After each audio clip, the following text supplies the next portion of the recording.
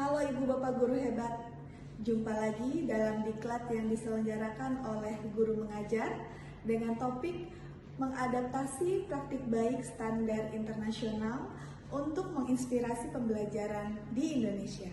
Bersama saya, Rahayu Sulistiani, Indonesia Korea Teacher Exchange tahun 2023. Pernahkah ibu bapak terpukau melihat bagaimana siswa di negara lain begitu antusias dan aktif dalam belajar? Mereka dengan mudah memecahkan masalah kompleks, berpikir kritis, dan bekerja dalam tim.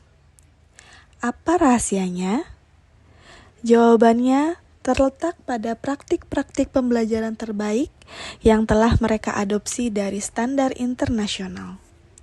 Di Indonesia, kita memiliki potensi yang luar biasa. Guru-guru penuh dengan semangat dan kreativitas. Namun, untuk terus meningkatkan kualitas pendidikan kita perlu menginspirasi pembelajaran dengan mengadaptasi praktik-praktik terbaik di dunia pendidikan. Melalui pelatihan ini, Bapak Ibu akan diajak untuk memahami konsep pembelajaran standar internasional. Kita akan menggali lebih dalam tentang apa yang membuat pembelajaran begitu efektif dan bagaimana kita dapat menerapkannya di kelas kita. Pada diklat ini, ada beberapa materi yang akan kita bahas.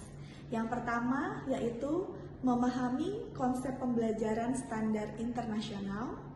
Yang kedua yaitu praktik baik pembelajaran di Korea Selatan bagian pertama. Yang ketiga, praktik baik pembelajaran di Korea Selatan bagian kedua. Dan yang terakhir adalah menerapkan pembelajaran standar internasional di kelas. Pembelajaran standar internasional merupakan pembelajaran yang mengacu pada praktik-praktik terbaik di dunia pendidikan dengan fokus pada pengembangan kemampuan siswa secara holistik dan siap menghadapi tantangan global. Adapun prinsip-prinsip kunci yang dilakukan dalam pembelajaran standar internasional yaitu yang pertama adalah pembelajaran yang berpusat pada murid atau student center. Yang kedua adalah pengembangan keterampilan abad ke-21 atau 21st century skills. Dan yang ketiga adalah penggunaan teknologi. Prinsip yang pertama yaitu student-centered. Pada pembelajaran student-centered, siswa adalah sebagai pusat dari proses belajar. Dalam model ini, siswa bukan hanya sebagai penerima pasif informasi, tetapi secara aktif terlibat dalam membangun pengetahuan mereka sendiri. Guru berperan sebagai fasilitator yang menciptakan lingkungan belajar yang mendukung, merangsang, dan menantang siswa untuk berpikir kritis, kreatif, dan kolaboratif.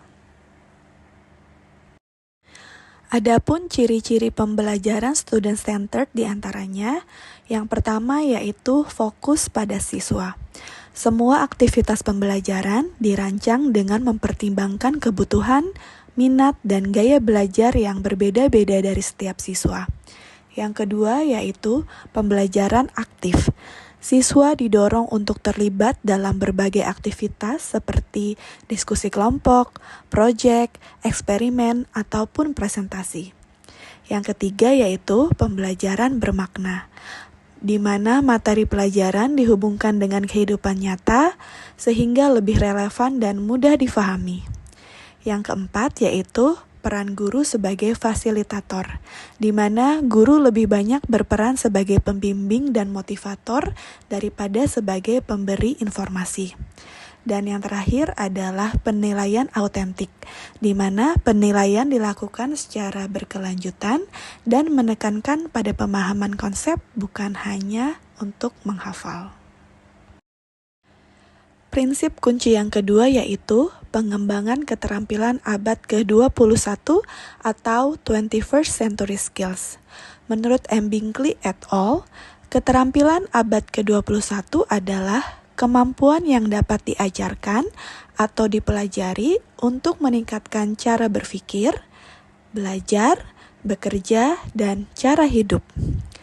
Keterampilan tersebut meliputi creativity, critical thinking, communication, collaboration, media literacy, ICT literacy, life and career skills, personal and social responsibility, dan citizenship lokal and global.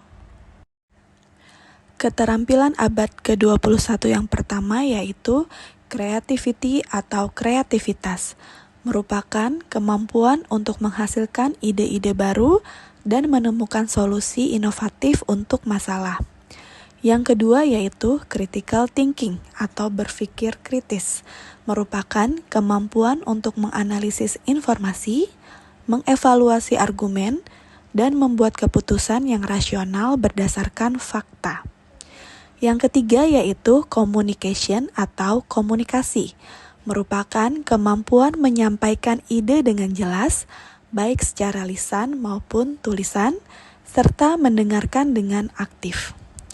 Yang keempat yaitu collaboration atau kolaborasi, merupakan kemampuan bekerja sama dengan orang lain untuk mencapai tujuan bersama.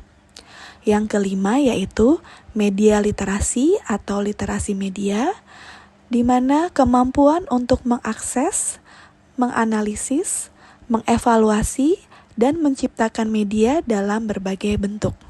Hal ini melibatkan pemahaman tentang bagaimana pesan media disusun, bagaimana media mempengaruhi kita, dan bagaimana kita dapat menggunakan media secara efektif. Yang keenam adalah ICT literasi atau literasi TIK, merupakan kemampuan untuk menggunakan teknologi informasi dan komunikasi secara efektif dan bertanggung jawab. Keterampilan yang ketujuh yaitu life and career skills atau keterampilan hidup dan karir. Keterampilan ini dibutuhkan untuk sukses dalam kehidupan pribadi dan profesional seperti pemecahan masalah, adaptasi, dan literasi keuangan. Yang kedelapan yaitu personal and social responsibility atau tanggung jawab pribadi dan sosial, di mana kemampuan ini adalah untuk memahami dan menjalankan prinsip-prinsip etika, menghargai keberagaman, dan berkontribusi positif bagi masyarakat. Dan yang terakhir adalah citizenship atau kewarganegaraan, baik lokal ataupun global, merupakan kemampuan untuk berpartisipasi aktif dalam kehidupan bermasyarakat, memahami isu-isu global, dan berkontribusi pada kesejahteraan komunitas. Prinsip kunci yang ketiga yaitu penggunaan teknologi dalam pembelajaran. Penggunaan teknologi dalam pembelajaran berstandar internasional telah menjadi kunci dalam membentuk generasi yang siap menghadapi tantangan global. Integrasi teknologi memungkinkan akses yang lebih luas terhadap sumber belajar berkualitas, personalisasi pembelajaran, serta pengembangan keterampilan abad 21 yang sangat dibutuhkan di era digital. Dengan teknologi, siswa dapat belajar secara mandiri, kolaboratif, dan kreatif. Hal ini sejalan dengan standar pendidikan internasional yang menekankan pada pembelajaran aktif, berpikir kreatif, dan pemecahan masalah. Urgensi penggunaan teknologi semakin terasa mengingat persaingan global yang semakin ketat. Negara-negara yang berhasil mengintegrasikan teknologi dalam sistem pendidikannya akan mampu menghasilkan lulusan yang kompetitif dan siap menghadapi tantangan global.